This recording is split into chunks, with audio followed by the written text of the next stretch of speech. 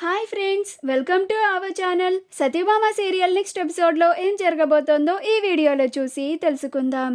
విశ్వనాథంని ఘోరంగా అవమానించిన పెళ్లివారు అసలేం జరిగింది అని తెలుసుకోవడానికి ఈ వీడియోని స్కిప్ చేయకుండా ఎండ్ వరకు చూసేయండి. సత్య, నాన్న మీరెవరు కంగారు పడకండి, నేనే పెళ్లివారికి ఏదో ఒకటి సర్ది చెప్పి వాళ్ళని ఇక్కడి నుంచి పంపించేస్తాను అని అంటుంది. అప్పుడు విశాలాక్షి, ఏం చెప్పి పంపిస్తావే, వాళ్ళు మన మాట వినేలాగా లేరు, ఎప్పుడు సంధ్యని చూద్దామా అని 1000 కళ్ళతో ఎదురు చూస్తున్నారు. కానీ ఈ సంధ్య ఏమో ఇలా ఇంట్లో నుంచి పారిపోయి మనకి తలవంపులు తీసుకొచ్చింది. అసలు సంధ్య ఎంత పని చేస్తుందని నేను అస్సలు ఊహించలేదు అని నెత్తుని కొట్టుకుంటూ ఉంటుంది. అప్పుడు విశ్వనాథ్, సత్య ఇద్దరు అమ్మ విశాల అని ఆపుతూ ఉంటారు.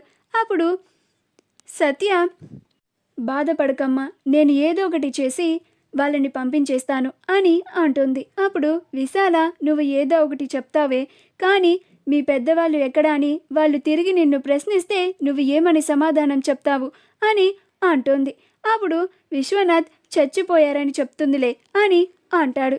అప్పుడు సత్య, నాన్న ఏంటా మాట, ఎందుకు అలా మాట్లాడుతున్నారు, మీరు దయచేసి అలా మాట్లాడకండి నాన్న అని అంటుంది.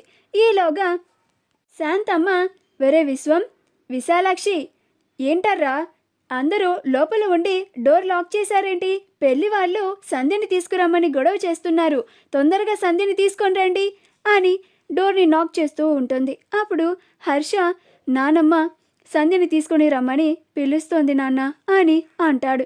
అప్పుడు విశ్వనాథ్, నాకు వినిపించిందిరా హర్ష, ఇప్పుడు వాళ్ళకి ఈ మొహాన్ని ఎలా చూపించుకోవాలో అర్థం కావడం లేదు. ఇలా సంధ్య ఇంట్లో నుంచి వెళ్ళిపోయిందని తెలిస్తే నా పరువు పోతుంది, ఇంక నేను నలుగురిలో తలెత్తుకొని బతకలేను, తిరగలేను అని అంటాడు.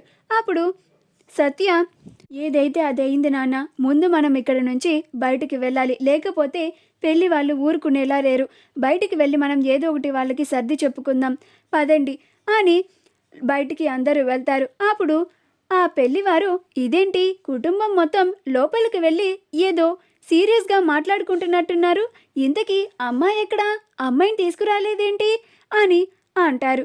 అప్పుడు విశ్వనాథ్, అది అమ్మాయి అని కొంచెం తడబడుతూ ఉంటే, అప్పుడు పెళ్లివారు అమ్మాయిని తీసుకుని రమ్మంటే తడబడుతున్నారేంటండి అని అంటాడు.